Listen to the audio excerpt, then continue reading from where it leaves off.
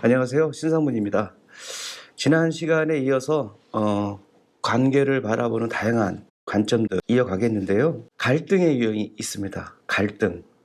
우리가 흔히 생각하기에 뭔가 의견이 맞지 않아서 각이 세워지고 그러다 보니까 갈등의 상황으로 가는 것이다 라고 생각할 수 있죠. 물론 그런 경우가 많죠. 근데 갈등을 달고 사는 사람들이 있어요. 갈등 상황이 있어야만이 본인의 존재 가치를 느끼는 사람들이 있어요. 은근히 많이 있습니다. 특별하게 갈등을 유발할 수 있는 그러한 상황이 아닌데도 불구하고 항상 갈등을 만들어내고 있습니다.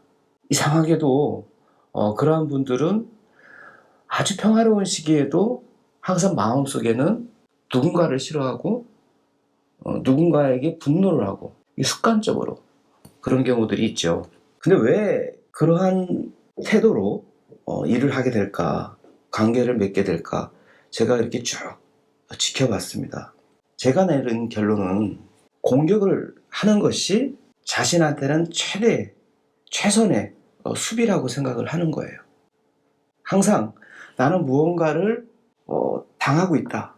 그래서 나를 수비하기 위해서는 공격적일 수밖에 없다라고 본능적으로 생각하는 것 같아요. 그러다 보니까 항상 상대방에 대해서 일상적으로 불신을 가지고 있습니다. 이유가 없어요. 상대방은 특정 몇몇을 빼고는 모두를 얘기합니다. 항상 불신을 가지고 있습니다.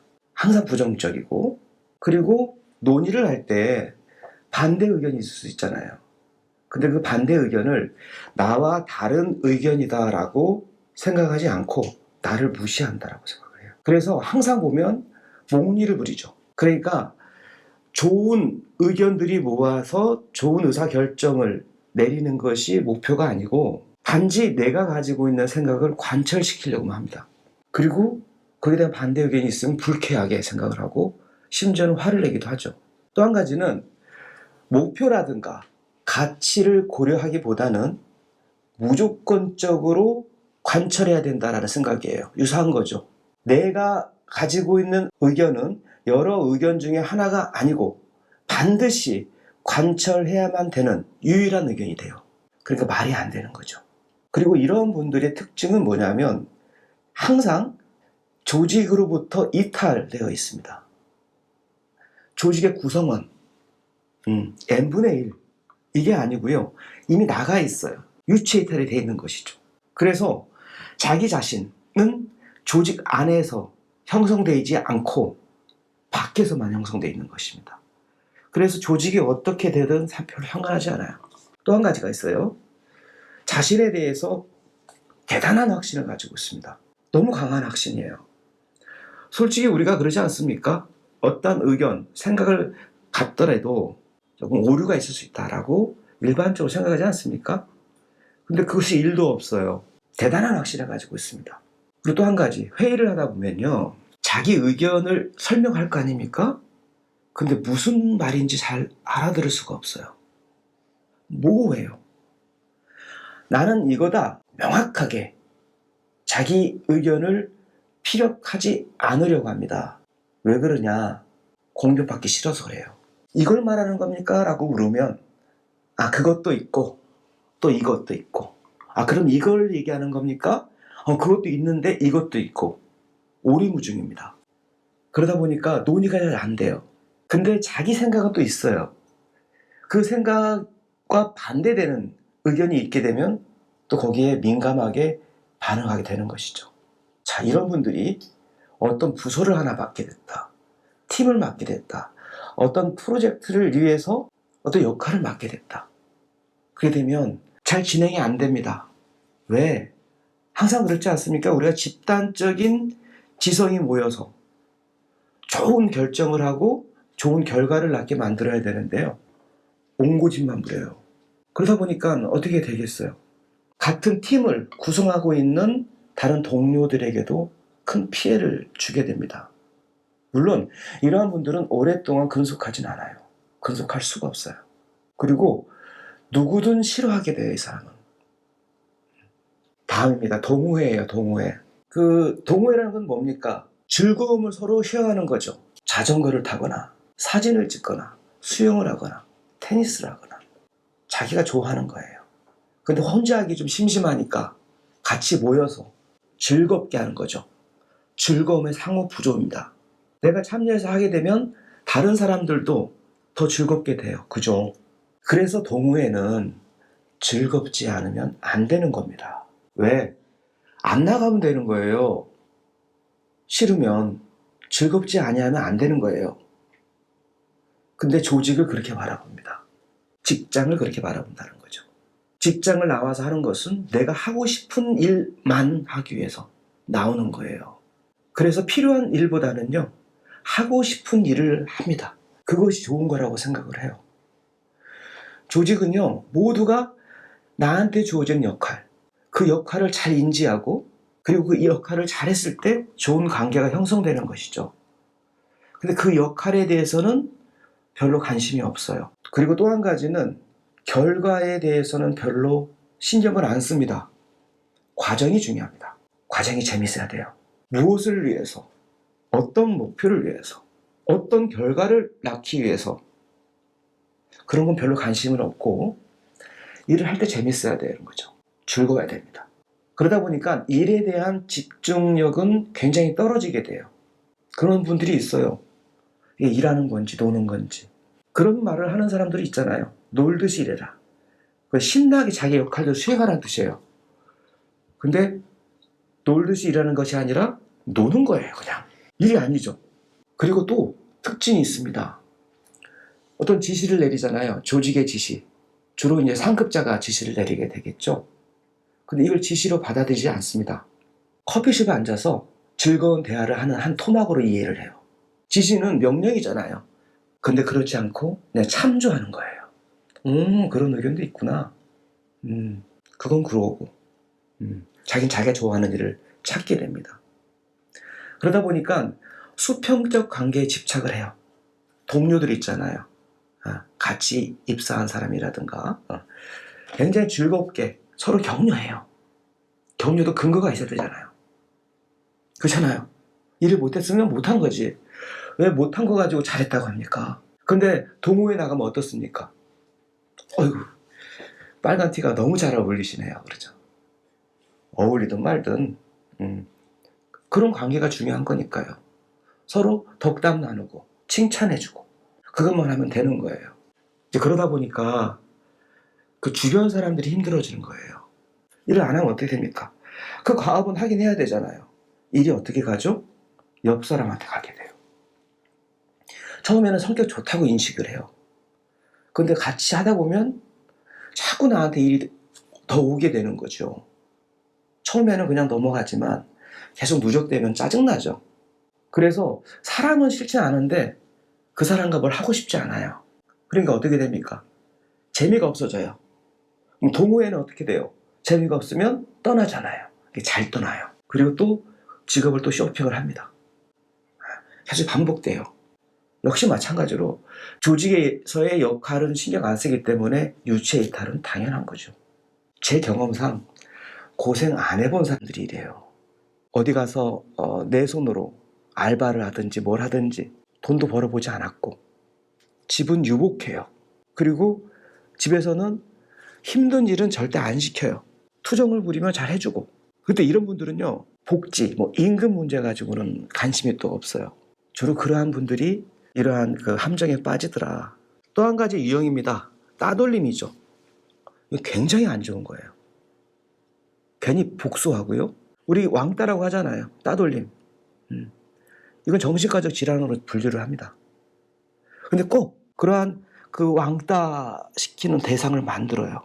근데 그 특징이 뭐냐면 내가 마음에 안 들면 제거를 해야 된다고 생각하는 거예요. 어떤 심리학자가 하는 얘기인데요. 자꾸 왕따를 시키려고 하는 사람들의 특성이 있잖아요. 이런 거랍니다. 내가 누구를 괴롭혔다. 그 이유는 뭐냐면 저 사람은 왕따를 당해야 된다고 생각을 하기 때문에 그렇대요. 그러니까 내가 저 사람은 싫어. 그래서 저 사람을 괴롭힌다기보다는 저 사람은 괴롭힘을 당해야 돼. 그것이 정의야 라고 생각을 한대요. 그 자기는 그 정의로운 행동을 한다고 생각하는 거예요. 그걸 괴롭힘이라고 생각하지 않은 거예요. 왜? 당해도 싸니까 그 사람은. 그렇게 인지를 한대요. 그러니까 이러한 사람들이 조직 안에서 활동을 하게 되면 상처받는 사람이 반드시 나옵니다. 그 특징들을 좀 몇 가지 보면 내가 싫어하는 사람이라면 다른 사람도 싫어해야 된다고 생각해요. 그래서 막 과장하고 그래서 헐뜯고 입만 열면 헛뜯는 거예요. 입만 열면 그 사람만을 공격하는 거예요. 옆에서 듣다 보면요. 정말 나쁜 사람이에요. 그 사람이. 같이 동조를 해야 되겠다라는 생각이 들 정도로 그렇게 공격을 합니다. 그리고 또한 특징이 있어요. 업무를 방해하려고 합니다. 계획을 짜요. 예를 들어서 이런 거죠. A라는 사람이 있어요. 자기의 하급자예요. 매일매일 보고해라. 업무 보고를. 그리고 퇴근해라 이거예요. 근데 그 사람은 그 보고한 일일 보고 한 번도 파일을 열어보지 않아요. 이 일일 보고하는 것이 얼마나 힘든 거 여러분 아시죠? 그 재난대응 긴급보고 가게 되면요. 하루에 3번 정도의 보고가 있습니다. 일어나가지고 생존보고하죠. 살아있다. 그 다음에 업무 진행상 긴급한 상황이 있을 때 즉각적인 보고를 합니다. 그리고 업무가 다 끝나고 숙소로 들어가면 하루를 다 마무리해가지고 보고를 해요. 그리고 그 이후에 업무 지시를 받게 됩니다. 근데 활동가들의 얘기를 들어보면 그 일일 보고하는 것이 그렇게 힘들대요. 큰일이에요, 그것도. 그거를 시키는 거예요. 그게 일이 잘 되게 하는 것하고는 저는 무관해요. 열어보지도 않는데요, 뭐. 그냥 괴롭히는 거예요. 결제를 올리잖아요. 특정한 사람의 결제 올린 것들은 사인을 안 해주는 거예요. 이것도 고쳐와라. 또 고쳐서 가면 이거 고쳐와라. 계속 반복하는 거예요. 얼마나 괴로워요. 근데 그 고치라는 내용이 의미가 있으면 상관이 없겠죠? 근데 별것도 아닌 거예요. 꼬투리만 잡는 거죠. 그래서 괴롭히는 거예요. 결국 그 업무를 방해하는 것이죠. 그리고 항상 이 사람들은 억울해 있어요. 항상 자기는 피해자다라고 생각을 해요. 그러니까 난 당하고 있다. 뭔가 부당한 것에 의해서 당하고 있다. 불평하고 왕따를 시키는 그 대상자 때문에 나는 이런 엄청난 고통을 당하고 있다라고 계속 얘기를 하는 거예요. 피해자인 거예요. 그러다 보니까 어떻게 되겠어요? 어떻게 보면 정신적인 문제에 의해서 만들어진 상황이기 때문에 협력 자체가 가능하지가 않죠. 어떤 팀장 같은 거 주잖아요. 책임자가 되게 되면요. 즉각적으로 그 권한을 남용하기 시작합니다. 그래서 매우 감정적으로 업무 처리를 하게 돼 있어요. 그리고 그 상대방은 그게 힘들어서 직장 생활을 할 수가 없게 되는 것이죠. 일반적으로 여러분, 직장인들이 제일 힘들어하는 것이 상사의 괴롭힘이라고 하잖아요. 그런 사람인 거예요. 버틸 수가 없어요. 그리고 또 한 가지는 어떤 특징이 있냐면 태만의 연대를 합니다. 태만의 연대. 이게 무슨 뜻이냐면요. 흔히 공무원들이 그 철밥통? 뭐 이라고 하잖아요. 근데 이 공무원 조직의 특징 중에 하나가 뭐냐면 주인이 없어요. 오너가 없잖아요. 공무원들이 일 잘해가지고 성과를 내면 누군가가 이익을 더 많이 가지 않죠. 그렇죠? 그렇기 때문에 적당히 하는 거예요. 적당히. 왜 그런 게 있잖아요. 퇴근을 해. 퇴근하고 집에 가서 일 다 보다가 밤 10시쯤 강아지 데리고 산책 나와요. 그리고 카드를 대줘. 퇴근한다고. 그러면은 야근 수당이 나오잖아요. 조직 내에서 그렇게 한다는 것은 누구한테가는 지적을 받게 되겠죠. 근데 그걸 지적 안 하는 거예요. 왜? 본인도 그 혜택을 받기 위해서 그런 거예요. 적절한 수준에서 그 태만을 조직하는 거죠. 제가 그거를 태만의 연대라고 용어를 붙였는데요. 그런 분위기를 계속 만들어가요. 제 경험상 조직에서 가장 해악적인 태도예요, 이게. 이건 정말 깊은 상처를 낳게 됩니다. 이런 거는 우리가 이 조직 내에서 그런 일은 없겠지만 이런 경우가 있게 되면 다 같이 힘을 모아서 빨리빨리 개선해 나가야 돼요. 그렇지 않으면 다쳐요. 또 한 가지 유형, 투쟁형입니다. 투쟁. 싸워야 정의다 이거예요. 여러분 그런 거 있죠. 철저한 고발 정신, 그리고 뭔가가 좀 부족하거나 하게 되면 이건 타파해야 된다. 그 대상자를. 이렇게 생각하는 거예요. 꽤 있습니다. 이런 유형은. 이 사람들은요, 이 조직의 상황들, 우리가 일하는 이 상황들에 대해서 사색하지 않아요. 왜 그러냐면 우리는 항상 플랜 A도 있고 플랜 B도 있고 C도 있고 있잖아요. 플랜 A가 좋은 건 알아요. 하지만 우리는 플랜 C를 선택할 수밖에 없는 그 아픔, 그런 게 있잖아요. 이해가 되는 거예요. 우리가 언젠가는 플랜 A를 선택할 수 있도록 우리 조직력을 키우자, 이런 결의도 하고 하면서 플랜 C를 선택하게 되는 거예요. 근데 그러한 상황들에 대해 사색하지 않아요. 플랜 C? 이건 나쁜 거예요. 타파. 왜 플랜 C를 하라고 그래? 불만, 격퇴해야 된다 이제 생각하는 거죠. 근데 이러한 분들은 어떠한 습관을 가지고 있냐면 내가 불편했다. 이건 잘못된 거예요. 이 불편한 것은 바꿔야 돼요. 왜? 내가 불편하니까. 근데 먼 일을 맡겨다 보면 실패할 수가 있어요. 이런 유형의 사람들은 실패를 하잖아요. 반성이 없어요. 왜? 내가 잘못한 게 없기 때문이에요. 이것은 환경을 더 개선해야 돼. 내가 성공할 수 있도록. 자꾸 환경 탓하는 거예요. 이 투쟁형 사람은요, 자기 반성 없어요. 혹시 주변에 그런 유형의 사람들이 있다면 한번 생각을 해보세요. 그 사람이 자기 반성하는 거 본 적이 있으세요? 그리고 자기 반성하게 되면 투쟁하지 않아요. 그런 식으로는. 또 한 가지 이런 게 있죠. 그 상황이 그런데 어쩔 수가 없는 상황들이 있잖아요. 그러면 해주고 싶어도 못 해줄 수 있어요. 그런 환경을 만들어주고 싶어도 못 만들어줄 수밖에 없는 그런 상황이 있는 것이죠. 그렇죠? 하지만 이러한 유형은 끊임없이 요구합니다. 우물에 가면 숭늉이 없잖아요. 근데 계속 우물에 가요. 숭늉 찾으러. 그리고 얘기를 하죠. 저 우물을 타파해야 된다. 그렇죠. 반드시 비극적인 최후를 맞이하게 됩니다. 이분들은 습관적으로 선동을 하게 되어 있어요. 혼자서 하면 힘드니까 선동을 합니다. 선동하게 되면 흔들리기도 하고 이렇게 조직이 위태위태해질 수도 있어요. 그럼 어떻게 돼요? 폭파하게 됩니다. 그 갈등의 극단까지 가고 그리고 자기는 정의를 위해서 사직서를 내요. 그리고 얘기하죠. 앞으로 잘들 하시라고. 또 한 가지 특징. 이분들은 실무를 모릅니다. 실무란 게 뭡니까? 디테일이에요. 항상 모든 게 잘 돼가지 않잖아요. 안 되는 것에 대한 유기관리도 하고 꼼꼼하게 애정을 가지고 바라봐 줘야 돼요. 제가 항상 얘기하잖아요. 우리는 인도주의적 활동들은 흔히 말하는 수혜자라고 얘기하죠. 그 파트너들이 조금이나마 개선되는 부분에 대한 집중해라. 거기에 애정을 가져라. 조금이라도 나아지게. 그렇게 하다 보면 자연스럽게 실무력도 늘어날 수밖에 없어요. 근데 그렇게 해보지 않거든요. 왜? 투쟁심 때문에. 그러니까 실무력이 쌓을 수 있는 그런 기회가 없는 거죠. 스스로 버린 겁니다. 자, 이런 분들, 이 정의롭고 투쟁적이고 전투적인 이분들한테 일을 맡기면요, 정말 전투적으로 투쟁적으로 일을 말아먹습니다. 시간 얼마 안 걸려요. 왜? 일은 애정을 가지고, 조직에 대한 애정도 가지고, 동료에 대한 애정도 가지고, 하급자에 대한 책임감도 가지고 이렇게 해야 되거든요. 근데 그것을 자꾸 남 탓, 환경 탓하고 투쟁심만 유발하는 것이죠. 예전에 이런 적이 있어요. 일비를 주잖아요. 출장 가게 되면은. 근데 일비를 어떻게 책정을 하냐면 운영팀장하고 그 파견자하고 상의를 해가지고 결정을 해요. 저는 모르죠.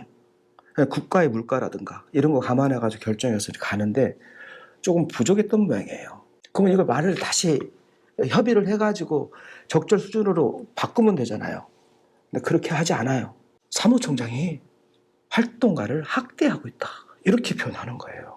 그 프로세스를 이해를 했다면 그런 얘기 할 수가 없는 거잖아요. 이런 식이에요.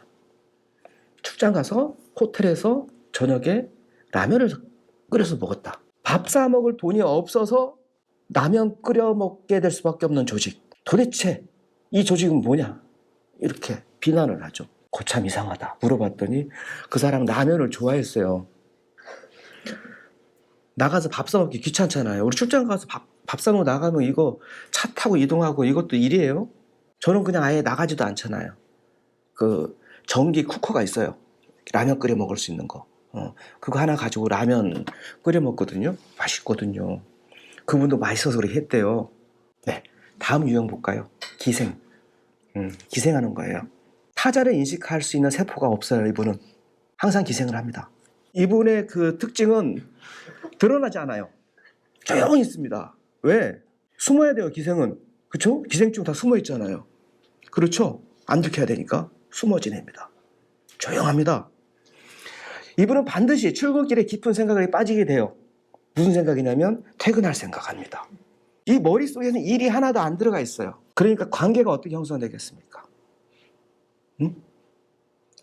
드러나지 않는 거예요. 동료 관계도 숨어 있어요. 그냥 일은 매우 천천히 합니다. 보통 일을 천천히 하는 사람들이 이유가 뭐냐면 꼼꼼하게 하려고 그런 거잖아요. 이분은 그런 게 아니고요. 안 하려고. 그리고 보고를 하지 않습니다. 왜 보고를 하지 않냐면요. 보고를 하게 되면 질문하잖아요. 그렇기 때문에 웬만한 보고 안 하려 합니다. 그리고 보고하러 들어올 때 굉장히 공포감을 가지고 들어옵니다. 자기는 그냥 가만히 시간 보내고 월급 받으면 되는 것인데 자꾸 뜯어봐야 되잖아요. 그래서 보고를 안 합니다. 사람이 참 좋아요. 이런 사람. 동료들한테 욕을 잘 얻어먹지 않습니다. 왜? 동료를 절대로 괴롭히지 않아요. 적을 두지 않습니다. 그냥 조용히 지낼 뿐입니다. 뭐 물어보면요. 거대 남로 같은 것만 얘기해요. 이번에 워크숍은 어떤 식으로 진행을 합니까? 하고 묻잖아요. 그럼 답변이 이런 식이에요. 화기애애하게 해요. 일반 놈만 얘기하고. 그렇죠. 우리는 항상 특수한 상황에 대한 대응을 해야 되잖아요. 근데 거기까지 얘기가 이어가지 않아요. 절대로. 왜? 생각 안 해봤으니까요. 그다음 또 한 가지는 무엇을 할 때요. 기가 막힌 기술을 하나 가지고 있습니다. 남이 한 거 가져와요. 남이 한 거. 스스로 찾아 읽지도 않아요. 그냥 한 거 가져와요. 근데 특징이 또 뭐냐면 한 거 가져왔으면 그 내용이라도 파악하고 와야 되잖아요. 그조차도 잘 안 해요. 역시 몸에 밴 태만의 연대를 하게 되죠. 이런 분들이 완전 기생은 아니어도요. 상당 부분 기생적 요소를 가지고 있는 경우들이 덜어 있습니다. 그래서 물어봐야 돼요. 항상 무엇을 할 것인가? 무엇을 하고 있는가? 왜 여기 있는가? 이런 부분들이 잘 잡혀져야 됩니다. 그 다음 유형입니다. 프리랜서예요. 프리랜서. 유체 이탈형이고요. 무정부주의자입니다. 근거 없는 유아 독존형이죠. 일을 이렇게 하는데 저는 이 일을 하고 싶어요. 왜? 저는 이 부분에 전문적이니까요. 여러분, 제가 전문가주의에 대한 얘기를 언제 한번 해줄 거예요. 근데 이 전문가주의는요, 엄청난 책임의식을 기반으로 하는 겁니다. 그리고 전문가라 하면 그 사회에서 꼭 필요한 요소, 그 부분에 대해서 인정을 받은 거예요. 선수다 이거죠. 우리는 무슨 전문가가 돼야 됩니까? 인도주의 활동의 전문가가 돼야 되죠. 어떤 전문 분야에서 전문가로 활동할 수 있는 최소한의 조건을 누가 그래도만요. 10년은 기본적으로 해야 된다. 그렇지 않으면 사실 그 영역에 대해서 잘 알지를 못해요. 이 프리랜서, 랜서가 뭡니까? 여러분 그 옛날에 말 타고 이렇게 싸울 때 창 같은 거 들고 있는 거 있죠?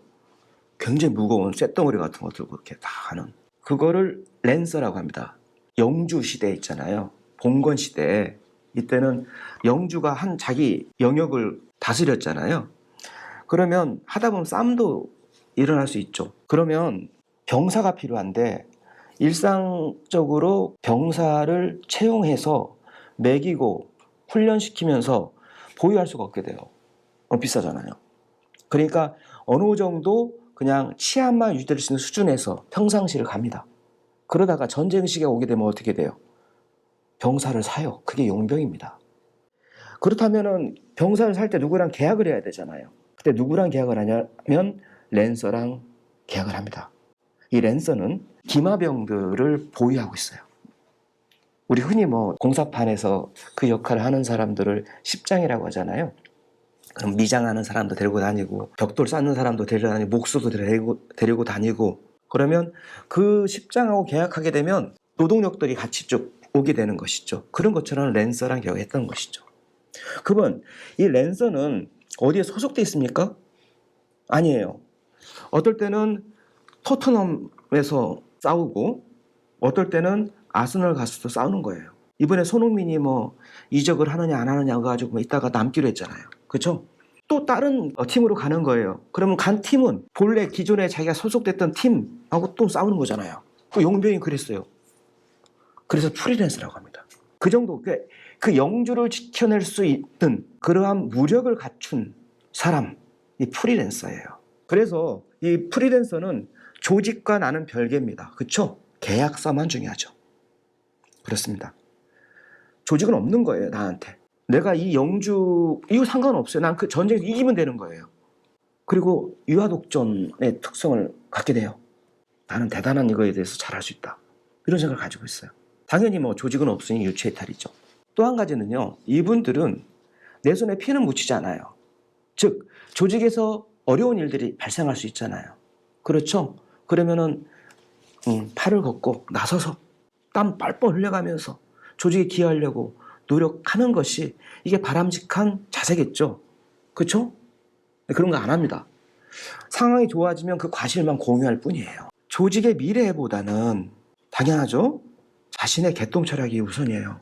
메디피스라는 이러한 그 조직에 들어와서 인도주의적 실천을 한다. 그리고 이 일은 이러한 기조로 가자. 이렇게 하는데 그걸 거절하죠.